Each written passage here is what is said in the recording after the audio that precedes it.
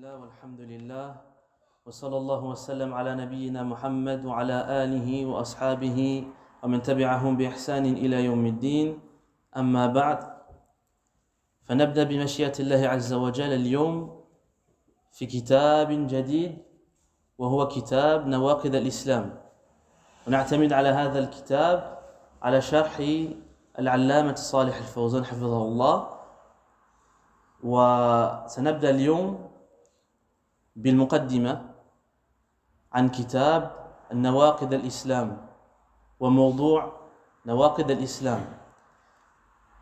Louange à Allah, on le remercie pour tout ce qu'il nous a accordé des bienfaits. Et aujourd'hui, on va commencer l'explication ou les cours sur un livre, un sujet important qui est le sujet des annulatifs de l'islam. Et pour cela, ces cours que nous allons faire et qu'on va commencer aujourd'hui seront appuyés sur l'explication du savant Salih al-Fawzan, qu'Allah le préserve, sur justement ce sujet qui est les annulatifs de l'islam. Maintenant, à savoir que ce sujet-là, qui est le fait de savoir quels sont les annulatifs de l'islam, est un sujet important que chaque musulman se doit de connaître. Et ceci pour plusieurs raisons. Premièrement, car l'islam, qui est la religion agréée auprès d'Allah Azza wa Jal, a des annulatifs. Une fois que la personne rentre en islam, il y a des choses qui font que si le musulman ou la musulmane les font ou bien les prononce, la font sortir de cette religion, qui est l'islam. فالإسلام دين الله عز وجل والدين عند الله واحد.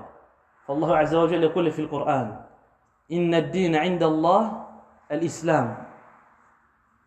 فالدين عند الله الإسلام. وما كان دينا غير هذا الدين عند الله مقبولا.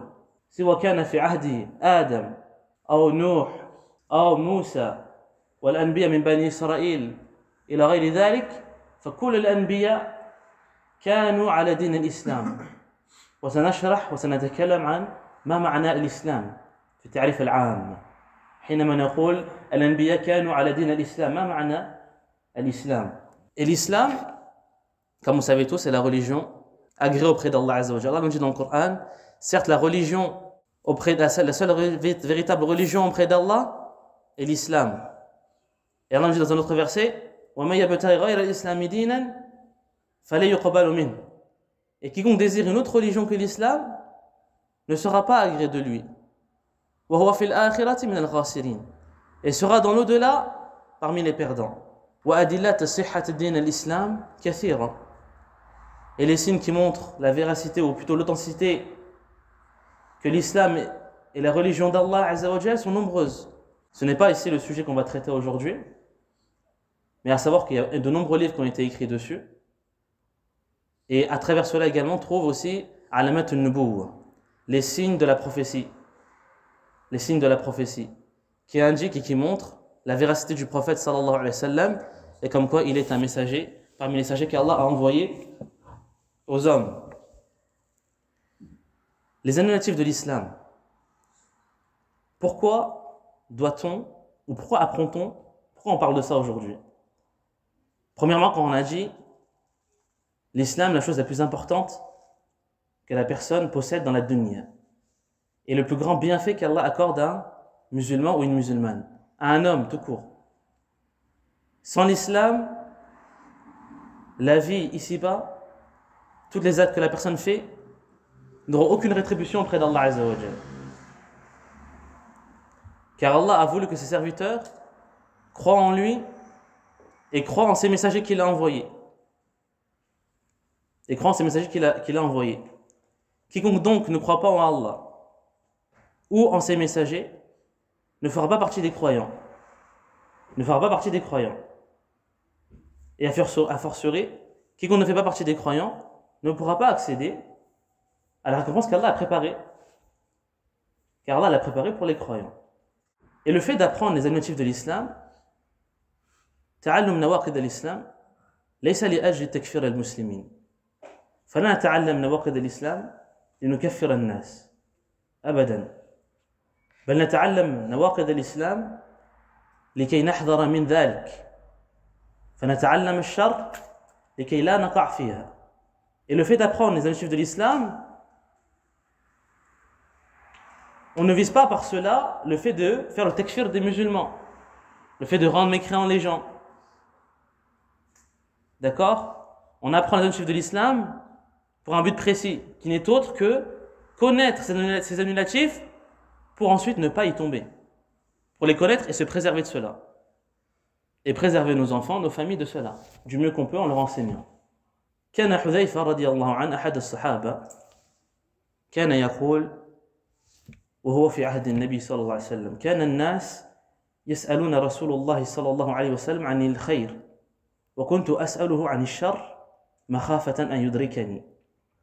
Hudhayfa radiyallahu anhu, qu'Allah l'agrée, un des compagnons du prophète sallallahu alayhi wa sallam, nous dit, en parlant de son époque, l'époque des compagnons, des meilleurs des gens après le prophète Mohammed sallallahu alayhi wa sallam, il nous dit, les gens, c'est-à-dire les croyants à l'époque, la majorité d'entre eux, les gens questionnaient le prophète sallallahu alayhi wa sallam au sujet du khayr, du bien. Et moi, c'est-à-dire Hudhayfa, je questionnais le prophète sallallahu alayhi wa sallam au sujet du mal, de peur que le mal ne m'atteigne. Il se faut apprendre à l'islam le khayr, mais également connaître le mal. Pour quelle raison? Justement pour éviter d'y tomber. Et pour éviter que le mal ne touche sans même qu'on le sache. Sans même qu'on le sache. فنواقض الإسلام. الإسلام له تعريف خاصة وعامة. فالإسلام تعريفه العامة هو الاستسلام لله بالتوحيد والانقياد له بالطاعة والبراءة من الشرك وأهله. هذا تعريف الإسلام وهذا ما كان عليه جميع الأنبياء الاستسلام لله وحده والانقياد لله بالطاعة والبراءة من الشرك وأهله. L'islam, elle a une signification. Qu'est-ce que ça veut dire? Et ici, on pourrait donner à l'islam la définition générale et une définition précise. Quand on parle de manière générale, c'est-à-dire que par exemple quand on dit l'islam était la religion de tous les prophètes. Quand on dit l'islam était la religion de tous les prophètes, on parle de manière générale l'islam, qu'est-ce que ça veut dire? Quand on dit par exemple que Nuh, Moussa, Aaron, Yahya, Zakaria, tous les prophètes étaient sur la religion de l'islam, qu'est-ce qu'on sous-entend par islam? Et ici, l'islam, sa définition générale, qui est la soumission à Allah seul, bit-tawhid, et le fait de lui obéir, et le désaveu du shirk et de ses partisans. C'est-à-dire que cette définition-là, c'est ce sur quoi était, ou ces choses-là qu'on vient de mentionner, qui sont l'islam, de manière générale, tous les prophètes y étaient dessus. La soumission à Allah seul, vouer l'adoration à Allah seul. Se soumettre à Allah en lui obéissant. Et se désavouer, le désaveu du polythéisme, le fait d'adorer autre qu'Allah, comme les statues et autres, ainsi que ses partisans. Et tout ça, ça a un sens et on va l'expliquer.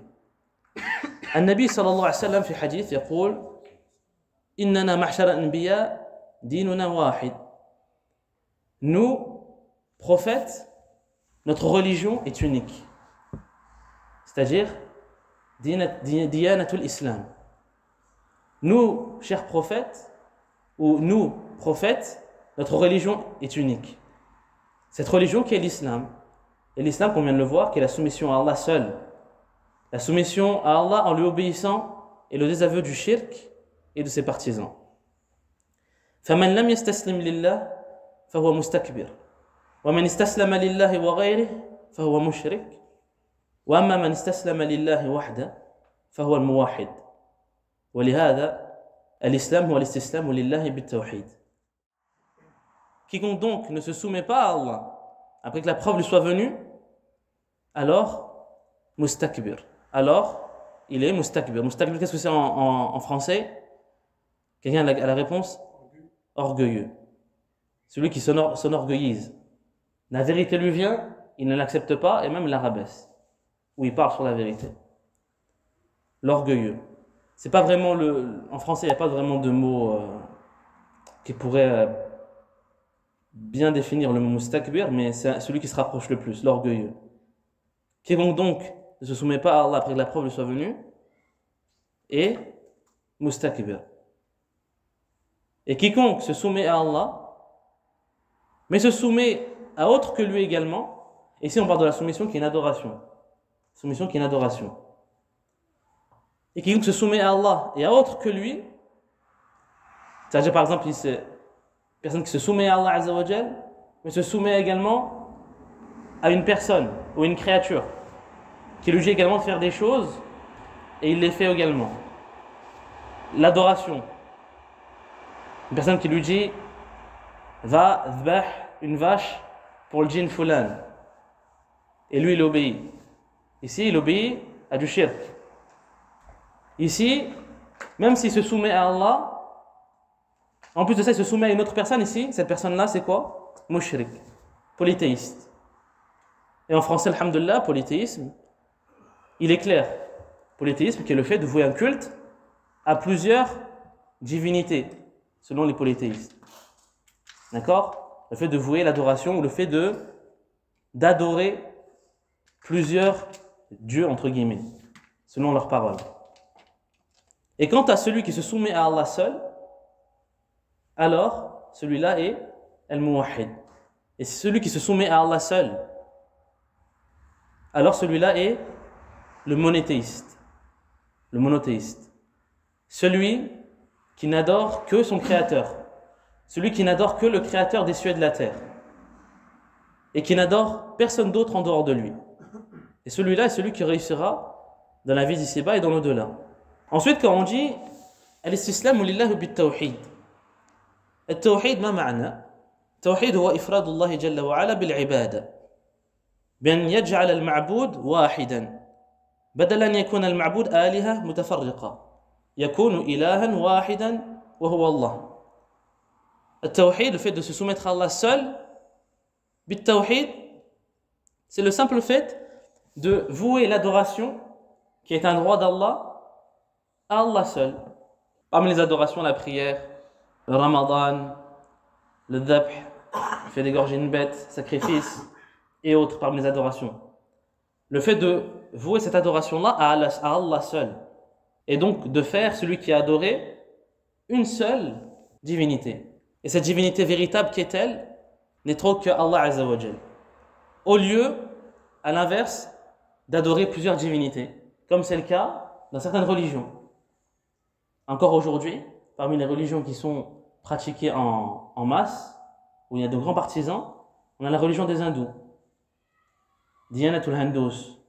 Les hindus ya'buduna aliha mutafarriqa. Et parmi ces gens-là également qui aujourd'hui sont dans l'adoration de plusieurs divinités, comme ils le disent, on a une religion qui est pratiquée encore aujourd'hui en grand nombre, qui est la religion des hindous, l'hindouisme. Et l'hindouisme, c'est tout à fait l'inverse, justement, de al-tawhid. Et on en a d'autres exemples. Par exemple, Kufar Quraysh, les mécréants du clan de Quraysh, avant l'envoi du prophète sallallahu alayhi wa sallam, étaient également dans le shirk et adoraient des statues. Et d'autres, parmi les nombreuses cités et villages qu'Allah a mentionnés dans le Coran et à qui Allah a envoyé un messager. Et Allah ne châtie pas, n'a pas châtié à travers l'histoire de l'humanité un peuple sans qu'ils aient commis du shirk. Allah leur a envoyé un messager pour leur dire d'arrêter d'adorer autre qu'Allah et adorer le Créateur seul, mais qu'ils n'ont pas écouté et qu'ils n'ont pas voulu obéir.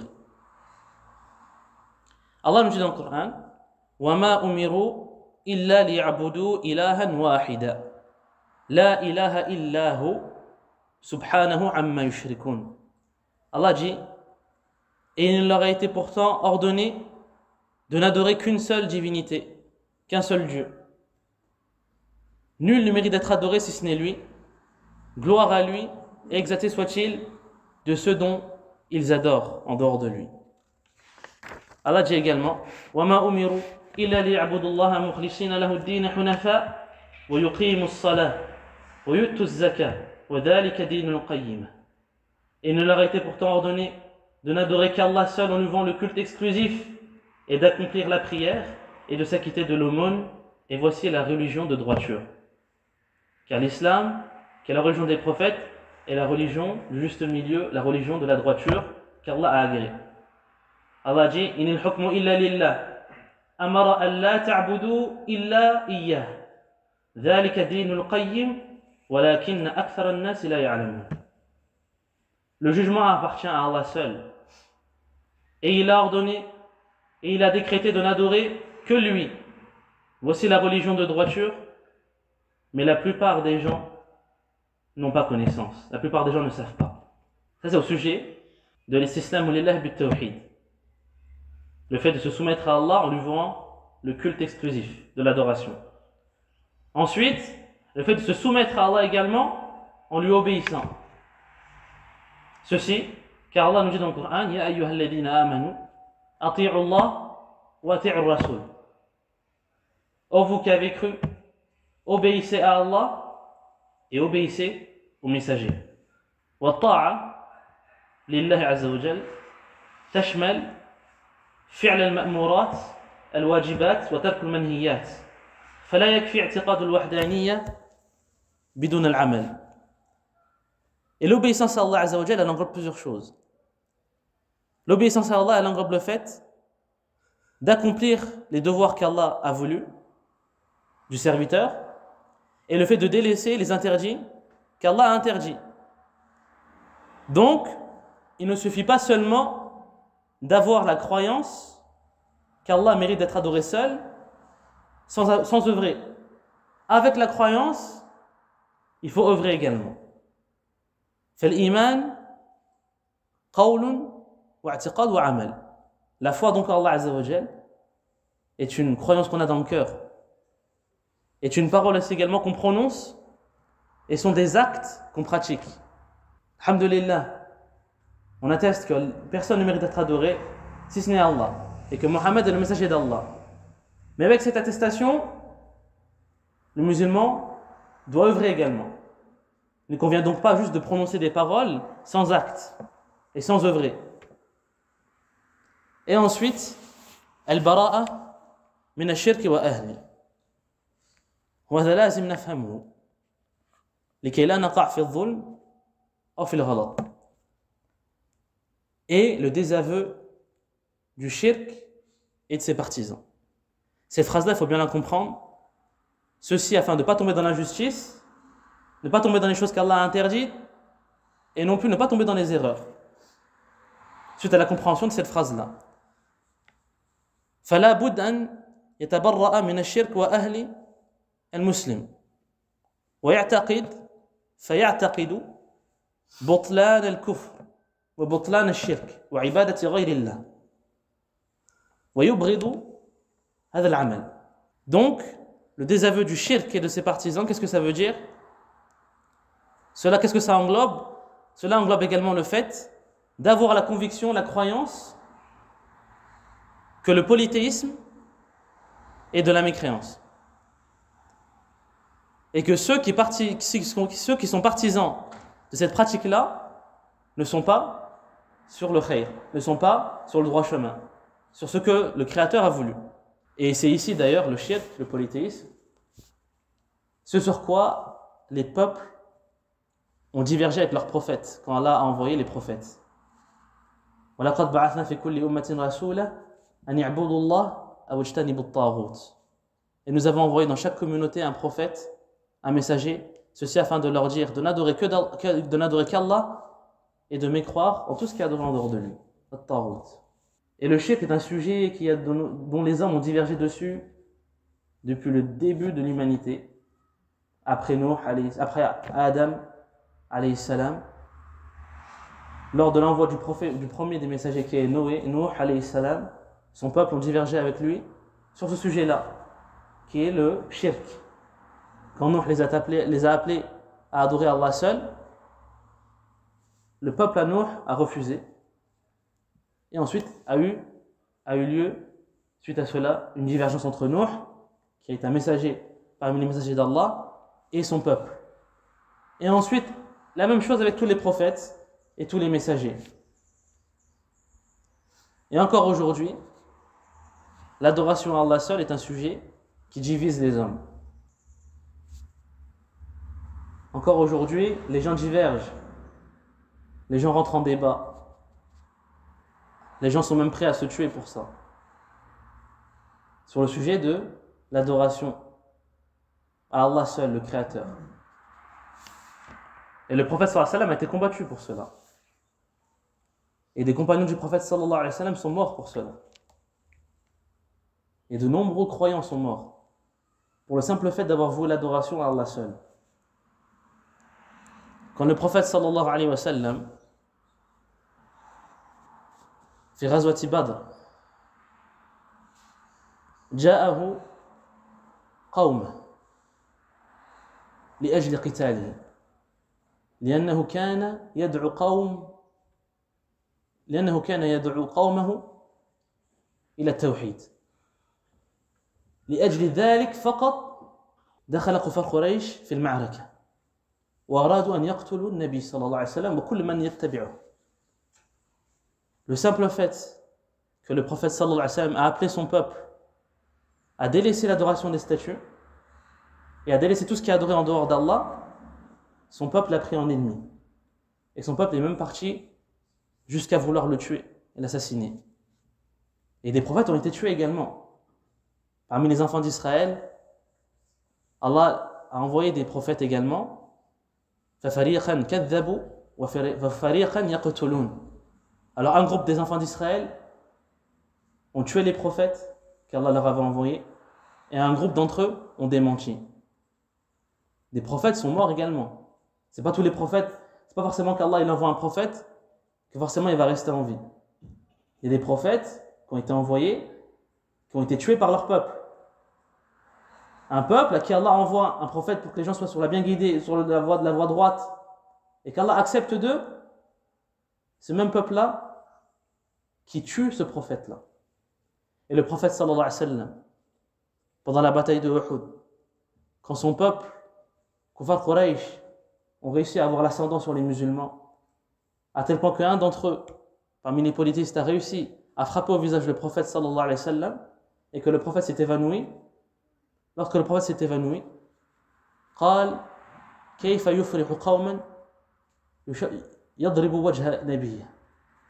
Comment un peuple, après le prophète soit tombé par terre et que son visage soit ouvert, le prophète se relève et dit comment un peuple qui frappe le visage, qui ouvre le visage de son prophète pourra réussir.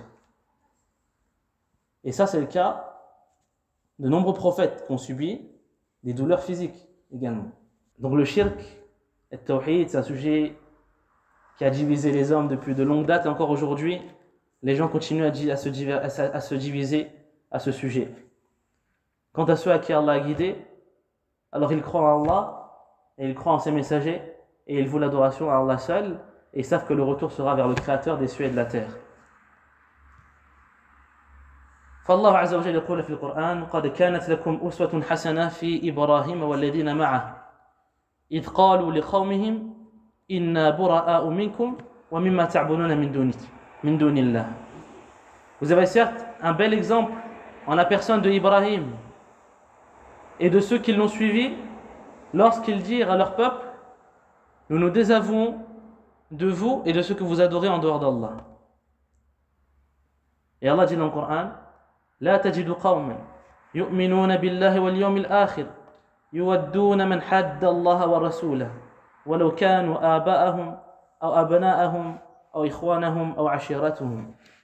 Et tu ne trouveras pas un peuple parmi les croyants, parmi ceux qui croient en Allah et au jour dernier, aimer ou apporter de l'affection envers ceux qui s'opposent à Allah et son messager.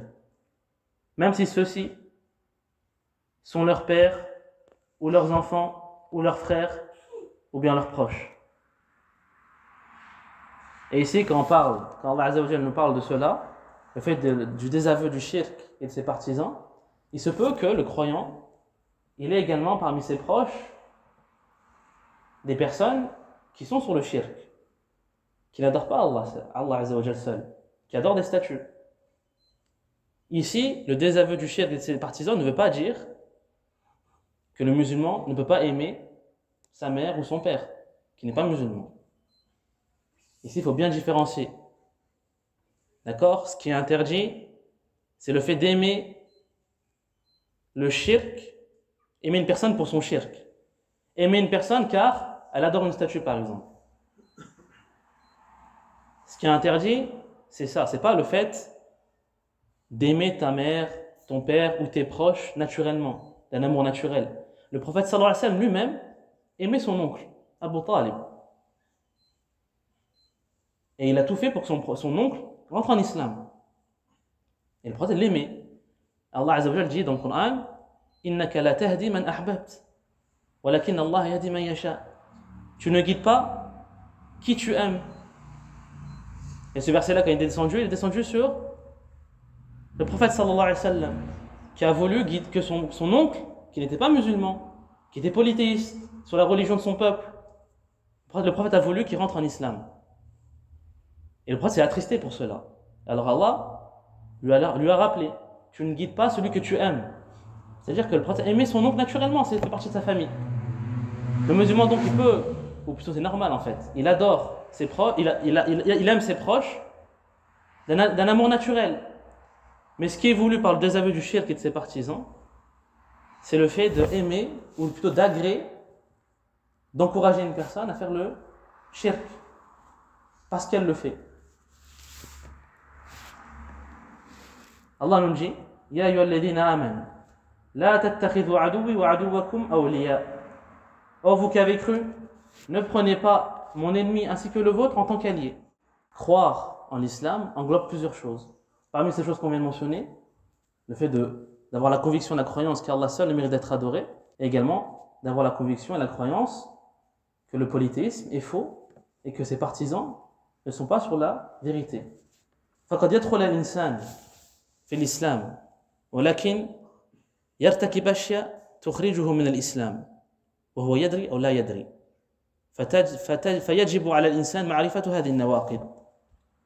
Il se peut qu'une personne rentre en islam, elle accepte l'islam, elle reconnaît que l'islam est la vérité, elle fait l'attestation de foi, et ensuite il se peut également que cet même individu sorte de l'islam en faisant des choses qui annuleront son islam, qu'il le sache ou qu'il ne le sache pas. Il faut donc que l'homme connaisse ses annulatifs, ceci afin de ne pas tomber dans le polythéisme ou dans la mécréance. Et regarde Ibrahim alayhi salam, qui est le bien-aimé d'Allah Azza wa Jal, Khalilullah. فكان يخاف على نفسه من الشرك مع أنه نبي من أنبياء الله وهو الذي كسر الأصنام.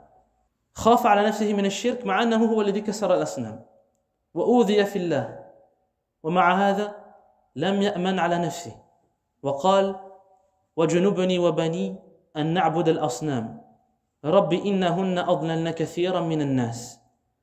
Ibrahim, qui est le bien-aimé d'Allah Azza wa Jalla, celui qui a cassé de ses propres mains les statues de son peuple, lui-même a eu peur de tomber dans le polythéisme, a eu peur de tomber dans le shirk. Alors qu'il est le bien-aimé d'Allah, il est celui qu'il est, et qu'il a une grande place auprès d'Allah Azza wa Jalla. Il fait partie des meilleures créatures sur la surface de ceux qui ont foulé la surface de la terre. Et même avec ça, il a eu peur de tomber dans l'égarement, et il a eu peur de tomber dans le shirk. Allah nous dit dans le Coran, en rapportant les propos d'Ibrahim, Ibrahim a dit un jour, ô Allah, éloigne-moi ainsi que mes enfants du fait d'adorer les statues. Ô Seigneur, elles ont certes égaré un bon grand nombre de gens. Ibrahim qui fait dua pour ne pas tomber dans le shirk. Ibrahim qui fait dua pour ne pas adorer les statues. Alors c'est lui qui les a cassés avec ses mains. فكيف يأمن المسلم بعد ذلك وبعد إبراهيم. Comment le musulman peut se sentir à l'abri lui-même après qu'il a entendu cela et qu'il ait vu qu'Ibrahim lui-même a eu peur du shirk.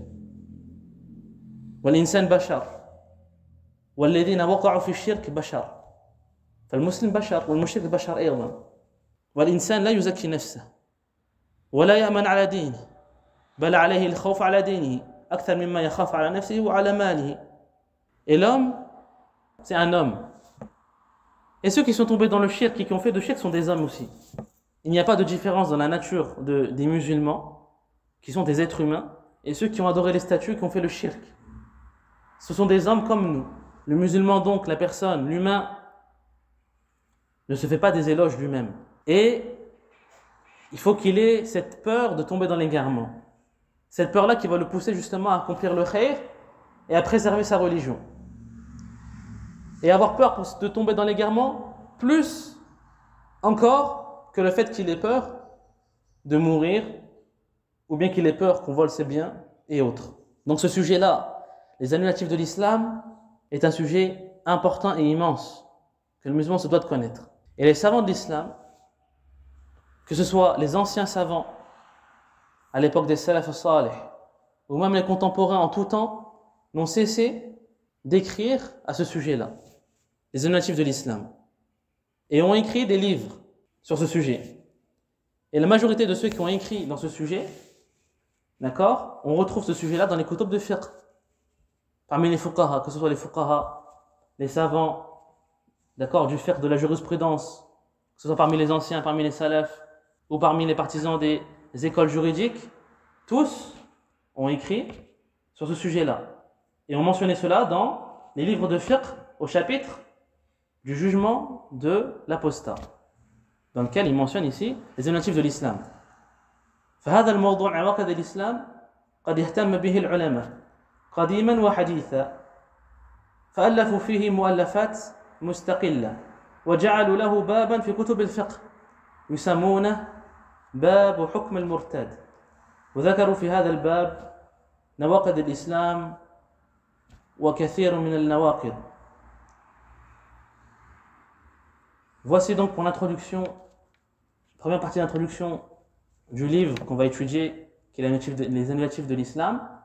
فنسأل الله أن يعلمنا ما ينفعنا ويزيدنا علما وتوفيقا ويحفظ علينا ديننا. اللهم يا مقلب القلوب ثبت قلوبنا على دينك. اللهم يا مقلب القلوب ثبت قلوبنا على دينك. وزينا بزينة الإيمان واجعلنا هداة مهتدين لا ضالين ولا مضلين إنك أنت ولي ذلك وأنت على كل شيء قدير. سبحان ربك رب العزة عما يصفون وسلام على المرسلين والحمد لله رب العالمين.